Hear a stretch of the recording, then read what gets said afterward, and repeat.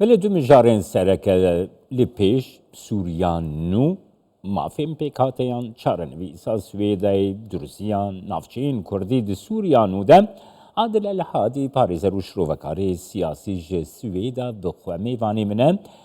سلاف بوت بریز الحادی دست پکی ده تخوازم بپرسم یعنی بی چاره سرکرنی مسئله درزیان و کردان سوریه کی نو ممکنه پیک وره؟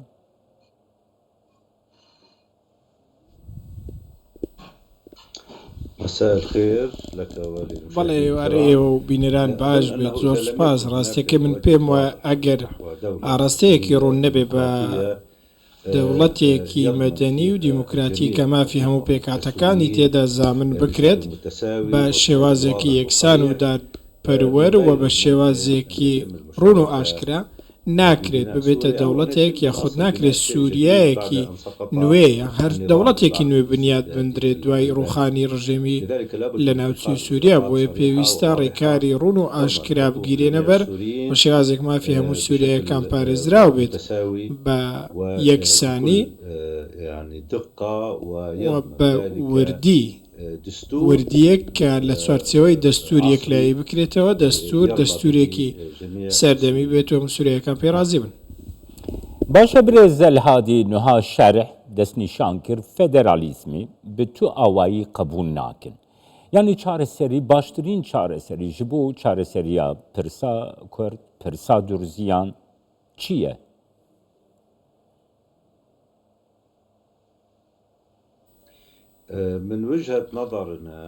بە دیدگای ئێمە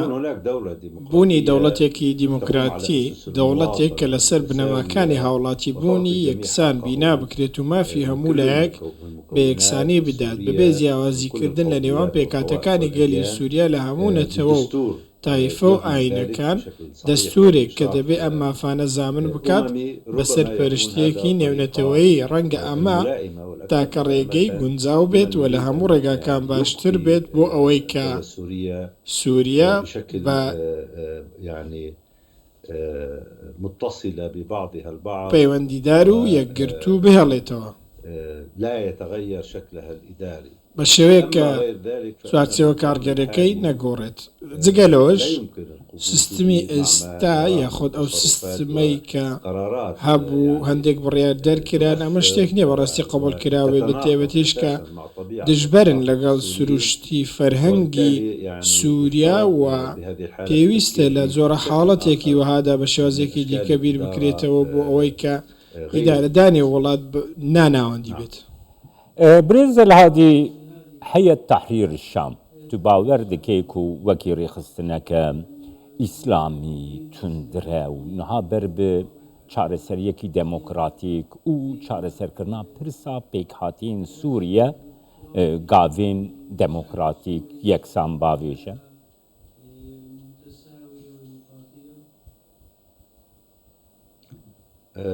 لم أسمع السؤال بشكل واضح پرسیارەکە وەکۆی من لی تێگەیشتم من پێم وایە دەستەی تەحریر شام وەکو کە ناوی لە لیستی تیرۆردا هاتووە و لە نێویشیاندا بەڕێز جۆلانی ئەحمەد شەرع کە دواتر ناوی گۆڕدرایە خود جۆلانی بوو دواتر بۆ بە ئەحمەد شەرع پێمان وانییە بە سروشتی خۆیان دەتوانن ببن بە لایەنێکی دیموکراتی کە پشت بە سیستمی نێودەوڵەتی مافەکانی مرۆڤ ببەستن بۆیە ئەم بابەتە بەڕاستی ئێمە پێمان وایە دوورە لەوەی بەدی بێت بەڵام ئەو گوتارانەی کە دەیبیستین و ئەو بەڵێنانەی کە دەدرێن کە جارێ هەر لە چوارچێوەی بەڵێن و قسەدان هێمای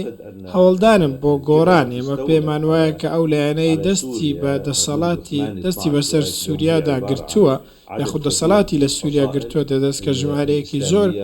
گروپی چەکدارن بەشێکی زۆریان گروپی چەکداری ئیسلامی توندڕەون هەندێکیان بیانین و ناویان لە لیستی تیرۆردا تۆمارکراوە پێمان وانی ئەمانە بتوانن سروشتی خۆیان بگۆڕن بەڵام لەگەڵ ئەوەشدا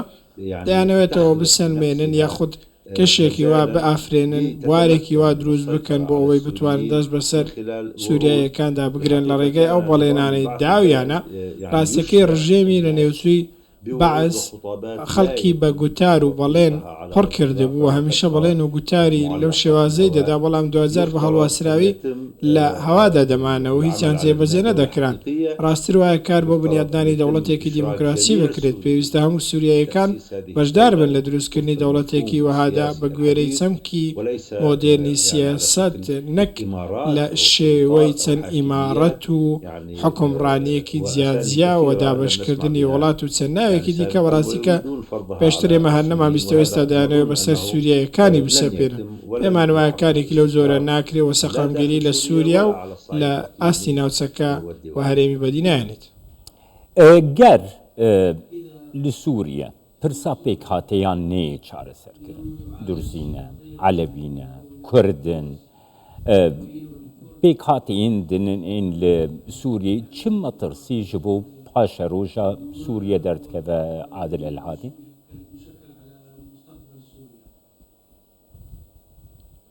الحقيقة يعني هناك توجس ڕاستیەکەی ئێستا ئاراستەیەکی ڕوون هەیە لەلایەن سەرجەم پێکاتەکانی گەلی سووریا ئەمەش لە ڕەفتارەکانیان بەڕوونی دەردەکەوێت لە بەرامبەر ئەو گروپە تیرۆریستیانەی کە دەستیان بەسەر حکومڕانی لە سووریا داگرتووە لە ڕووی بنەماوە یاخود ئەوەیە کە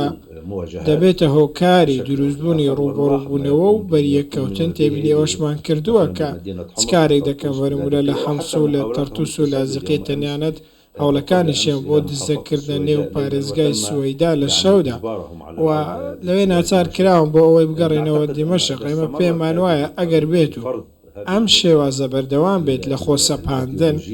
و بە دیاریکراوی بڵێم لە سەپاندنی ئایدۆلۆژی کە